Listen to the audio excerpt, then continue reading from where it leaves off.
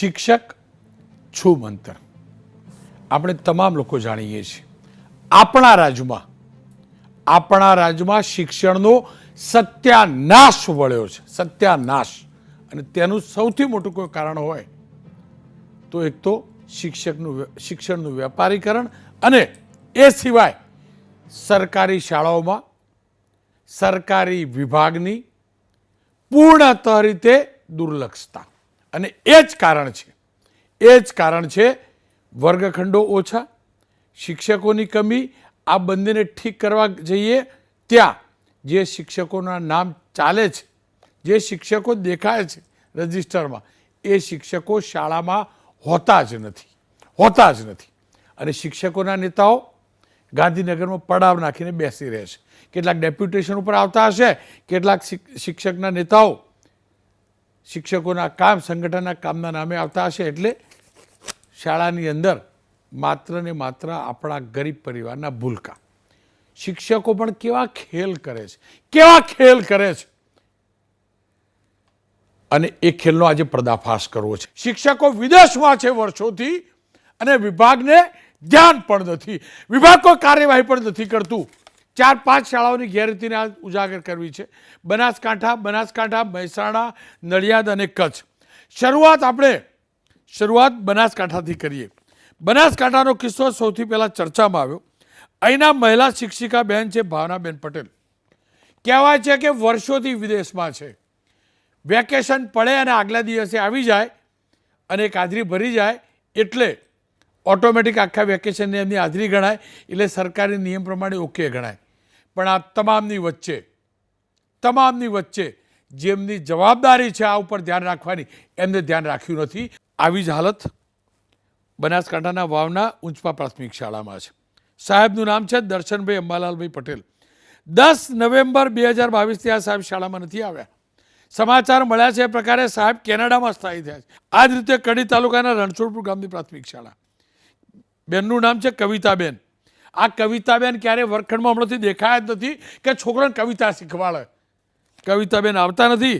કહેવાય છે એ પણ છેલ્લા 9 મહિનાથી વિદેશ છે. ઉચ્ચ કક્ષાએ જાણકારી આપવામાં આવી, કોઈ કાર્યવાહી નહીં. ખેડામાં પણ આ જ પ્રકારે વિદેશમાં લીલા લહેર કરનાર શિક્ષકોની કમી નથી. નડિયાદ તાલુકાના આથદ પ્રાથમિક શાળા, સોનલબેન વર્ષોથી વિદેશમાં ગયા છે. બેનની હિંમત જુઓ, એમને તો એનઓસી લીધી આ વિભાગ પાસેથી, એનઓસી નથી લીધી. આ જ પ્રકારની સ્થિતિ તમામ ઠેકાણે છે. અને હમણાં જ માંડવીની અંદર, કચ્છના માંડવીમાં પણ નીતાબેન નામના શિક્ષિકા છે. બેન ઘણા લાંબા સમયથી, છેલ્લા 3 વર્ષથી સ્કૂલમાં નથી આવ્યા. હું પ્રફુલભાઈ પાનસેરી આપને કહું છું અને શ્રીમાન કુબેર ડિંડોરજી આ બંનેને કહું છું, બહુ થયો મારા ગુજરાતમાં ખેલ, બહુ થયો. ટીપીઓ કેળવણી નિરીક્ષકોને સુધારો, એક શાળાની તપાસ કરો. કોઈ કાર્યવાહી થતી નથી. વિદ્યા સમીક્ષા કેન્દ્ર ખોલીને બેઠા છો કરોડો રૂપિયાનું એધાણ કરીને. અને દુઃખની વાત જોજો, ઇન્ચાર્જ પ્રિન્સિપાલે અરજી કરી છે, કોઈ કાર્યવાહી નહીં. સાંભળી લઈએ એમને. હું આવી છું લગભગ 9-1 મહિના થયા આ સ્કૂલમાં. મારે બેન છેલ્લા ડિસેમ્બરમાં આવીને આજે 8 મહિના થવા આવ્યા. પોતે વિદેશમાં સ્થાયી છે. હવે વિદેશમાં સ્થાયી છે અને 8-8 મહિનાથી આ બાળકોનું શિક્ષણ બગડી રહ્યું છે. તો એમને હાજર થઈ જવું જોઈએ, કાં તો રિઝાઇન મૂકી દેવું જોઈએ. આ બાબતે મારી અરજીઓ થઈ છે. જે તે અરજીઓ મારી ડિસ્પ્લે પણ થઈ, બધું થયું છે, તો એક્શન કેમ નથી લેવાતી? આ કુબેરભાઈ ડિંડોર આપણા શિક્ષણ મંત્રી ખરા ને, એ તો ખુદ પ્રોફેસર છે, ખુદ શિક્ષક છે, જાણે છે આખી સિસ્ટમ જાણે છે. પણ હવે જ્યારે એક્સપોઝ થયું, મીડિયામાં આવવા લાગ્યું, એટલે એમને કહ્યું કે હવે તપાસ કરાવીશું એક શાળામાં. સાંભળી તો લઈએ આપણે શિક્ષણ મંત્રીશ્રીએ શું કહ્યું.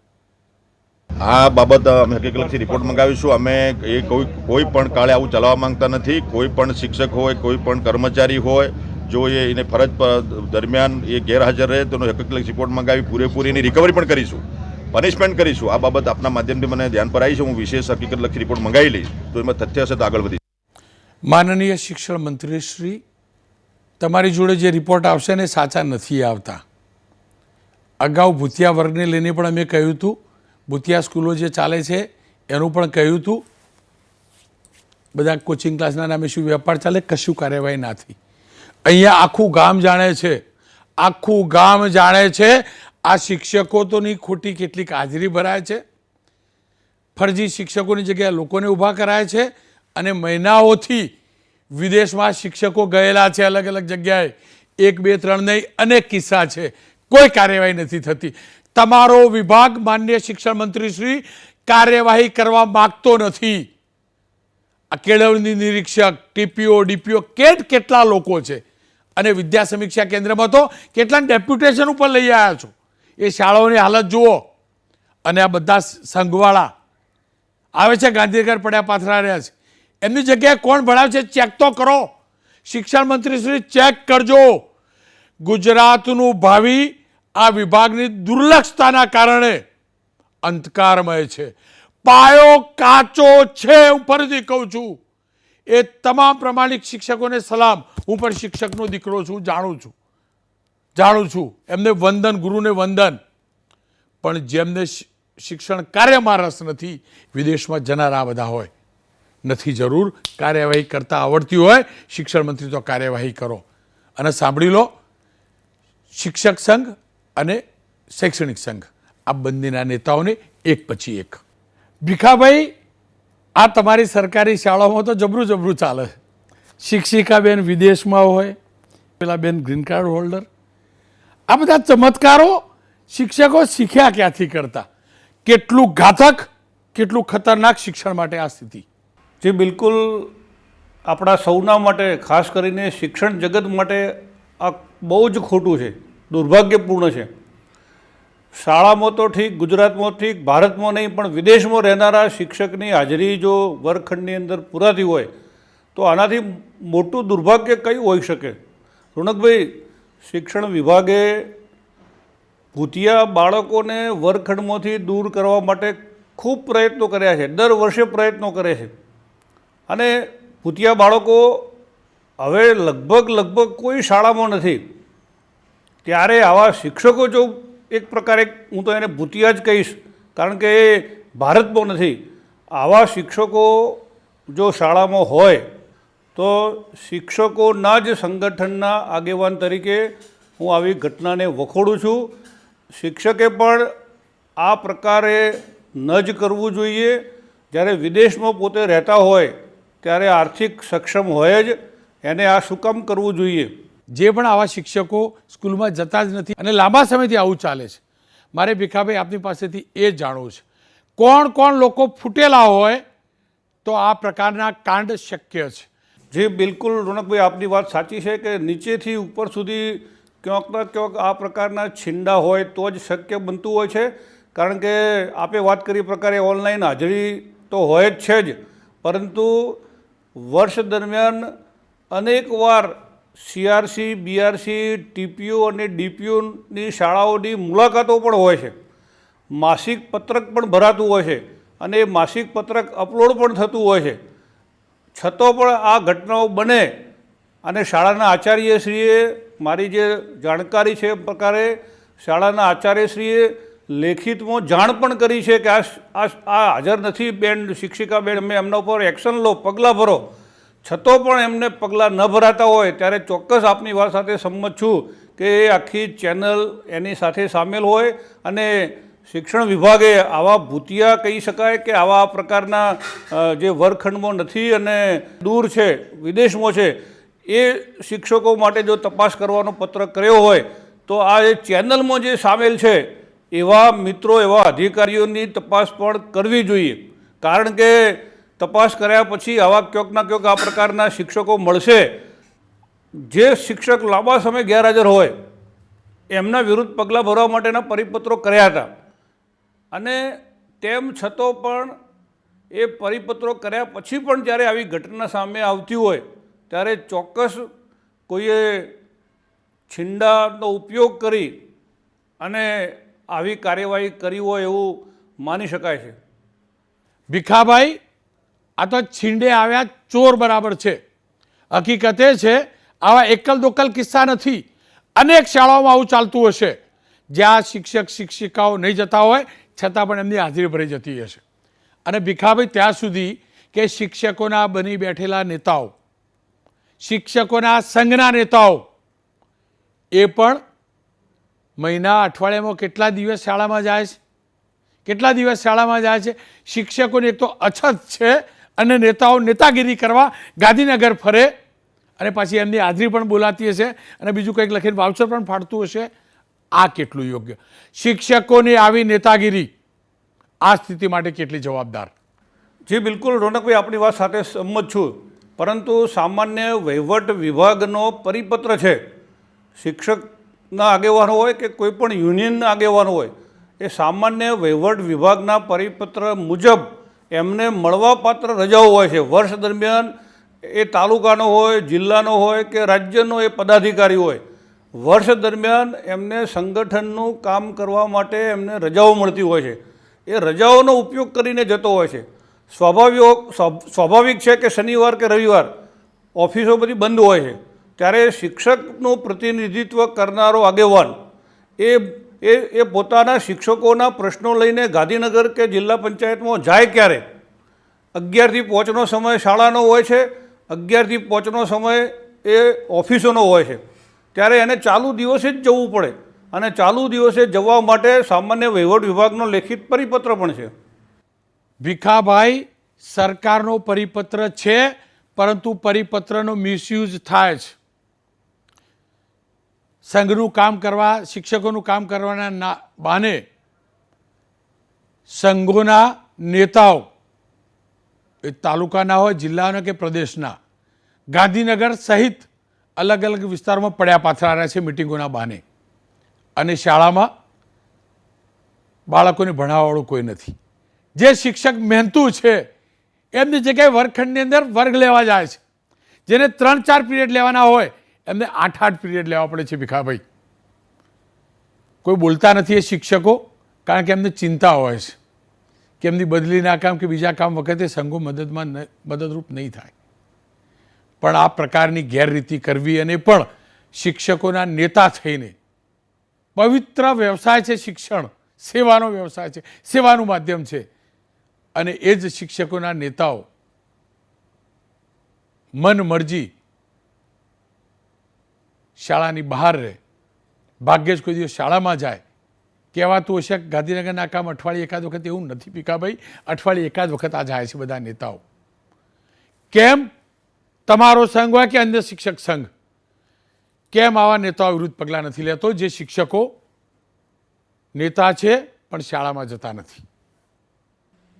ચોક્કસ રોનકભાઈ, અમે આપની વાત સાથે બિલકુલ સંમત છીએ, કારણ કે રાષ્ટ્રીય શૈક્ષિક મહાસંઘ એ સંગઠનનો જન્મ જ એટલા માટે થયો છે કે શિક્ષણનો ઉદ્ધાર થાય, બાળકનો વિકાસ થાય અને એ યુનિયન થકી થાય. યુનિયનના અંદર સમાવેશ થયેલા શિક્ષકો એ એક પ્રકારનો વિચાર લઈને કામ કરે, અને એટલા માટે અમારો તો સ્પષ્ટ એકદમ ક્લિયર મેસેજ સમગ્ર શિક્ષકોને છે કે આપણું બેઝિક કામ વર્ગખંડ છે, બાળકો છે, શિક્ષણ છે. અને એટલા માટે નૈવત શિક્ષકો, હું એકદમ ના નહીં પાડતો, નૈવત શિક્ષકોના આગેવાનો અમારા કદાચ ક્યાંક આ પરિપત્રનું ઉલ્લંઘન કરતા હશે, પણ મહત્તે એટલે વધારે પડતા અમારા આ પ્રકારના કામ નથી થતા. અમે ચોક્કસ અમને મળતી રજાઓનો ઉપયોગ કરીએ છીએ. હવે વાત કરી લઈએ દિગ્વિજયસિંહ જાડેજાજી સાથે, રાજ્ય પ્રાથમિક શિક્ષક સંઘના પ્રમુખ. દિગુબા, આપનું સ્વાગત છે. જે પ્રકારે બનાસકાંઠાનો કિસ્સો સામે આવ્યો છે, શિક્ષણ જગત માટે કેટલું કલંક, અને મારે એ જાણવું છે કે શું આ બનાસકાંઠા પૂરતું સીમિત છે કે આ જ પ્રકારે શિક્ષકો બીજે પણ છુમંતર થાય છે? રોનકભાઈ, મીડિયાના માધ્યમથી સમાચારોમાં જોયેલ છે, પ્રિન્ટ મીડિયામાં પણ મેં વાંચ્યું, અને જે ડીપીઓએ પસ્તા કરી છે આ બાબતે, આ બેન જે વિદેશ ગયા છે, ઘણી વખત કોઈ શિક્ષક પ્રસ્તુતિની જેમ રજા ઉપર જાય એમ લાંબી રજા માટે 3 મહિના કે 4 મહિના 5 મહિના માટે વિદેશ કે કોઈ પરિવાર સાથે ક્યાંય બહાર જતા હોય છે. પણ આ છેલ્લા 8 વર્ષથી શિક્ષક બેન છે એ રજા મૂકી, અને રજામાં એવું છે કે 90 દિવસ સુધી ટીપીઓએ મંજૂર કરવાની હોય છે. 90 દિવસથી વધારેની રજા સળંગ હોય તો ડીપીઓસીએ મંજૂર કરવાની હોય. તો 8 વર્ષ સુધી એ રજા મંજૂર એમની મૂકી, અને રજા જે મંજૂર કરી છે ત્યારે આ બાબતે આની પછતા થવી જોઈએ. અને ખરેખર તો જો એમને અહીંયા સ્થાયી જ થઈ ગયા હોય ને અહીંયા ન રહેવું હોય તો ખરેખર એને રાજીનામું દઈ દેવું જોઈએ, જેથી કરીને શિક્ષકના સેટઅપમાં ગણાય એટલે અન્ય શિક્ષક ત્યાં મૂકી ના શકાય અને એ વૈકલ્પિક શિક્ષક તરીકે પણ અહીંયા વ્યવસ્થા ના થાય. એટલે એ જગ્યા છે એ ભરેલી ગણાય.